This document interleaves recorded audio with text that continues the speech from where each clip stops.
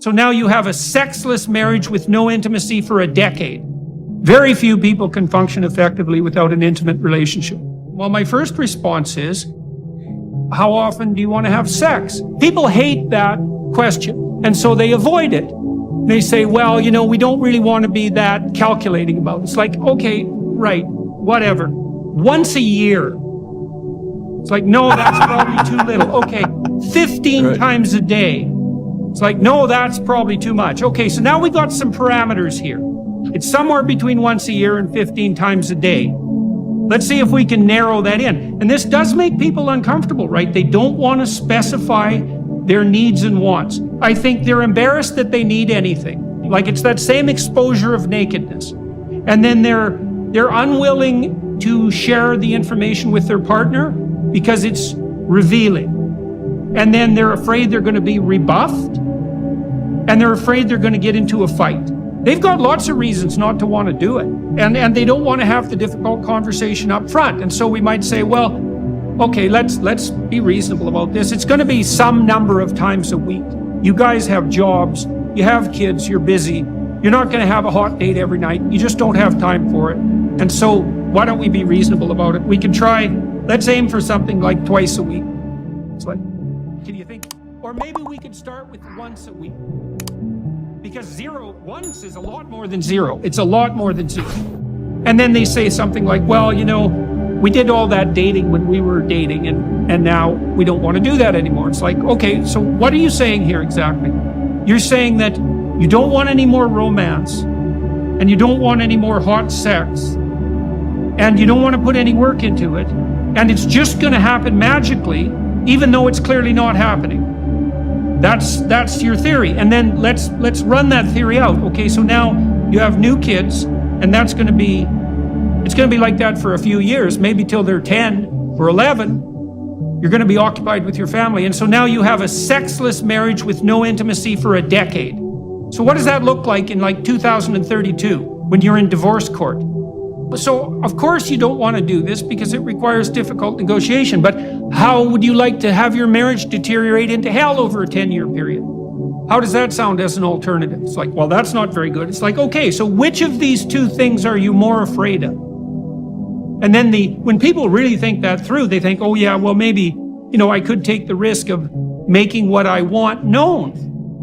And then, okay, so now you specify it. Well, a date, which night, how long? Are you going to find a babysitter? Are you going to do this every week?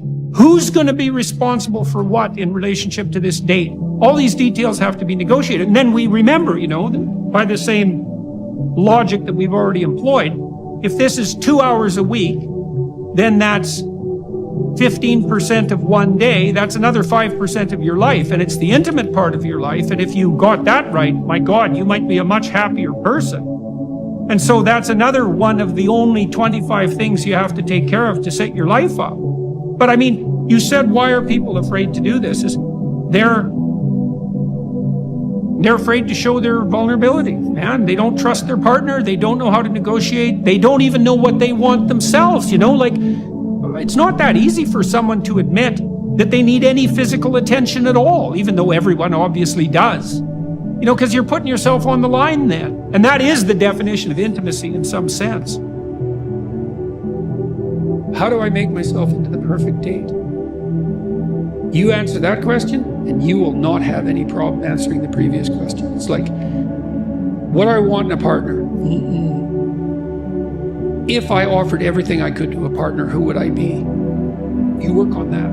Ask that question. Just ask. Just ask yourself, okay, I have to be the person that women would want. Okay, what do they want? Clean, that's not a bad start. Reasonably good physical shape. So healthy,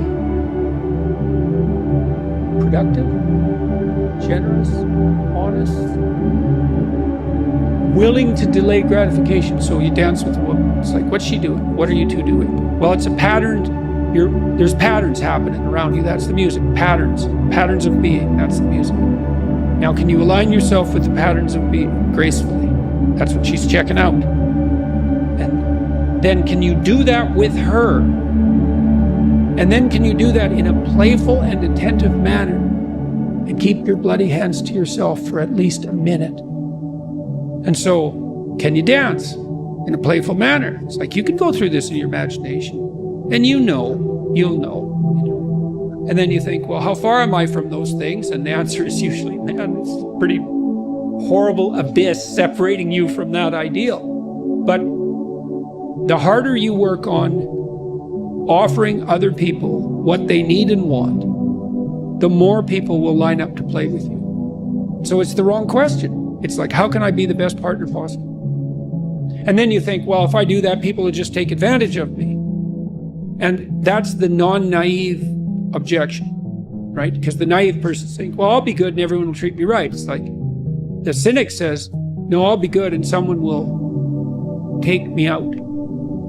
And then you think, well, what do you do about that objection? And the answer is, well, you factor that in. And that's why you're supposed to be, what is it? As soft as a dove and as wise as a serpent. It's like, I know you're full of snakes. I know it. How do I find out if this is the person for me? By binding myself to them. Okay, you get to pick what happens when you come home, but you have to figure out what it is. So now this is the deal. You treat yourself properly. You imagine coming home, and it goes the way you want and need it to go. Okay, what does that look like? You get to have it, but you have to know what it is. What does it look like? And you think, okay, I want to come home. I want to be happy about coming home. I come home. I open the door. I say, hello, honey, I'm home. My wife says, hi, it's so nice to hear your voice. She comes up. She says, hi, dear. She gives you a hug. She says, how was your day? And you say, well, we'll sit and talk about that. How was your day? Well, we'll sit and talk about that. Do you need something to eat? Probably. Let's go sit and talk about our day. That sounds pretty good. Okay, that sounds pretty good. Might not be perfect. Sounds a hell of a lot better than what we're doing now. So how about we'll go talk to your wife.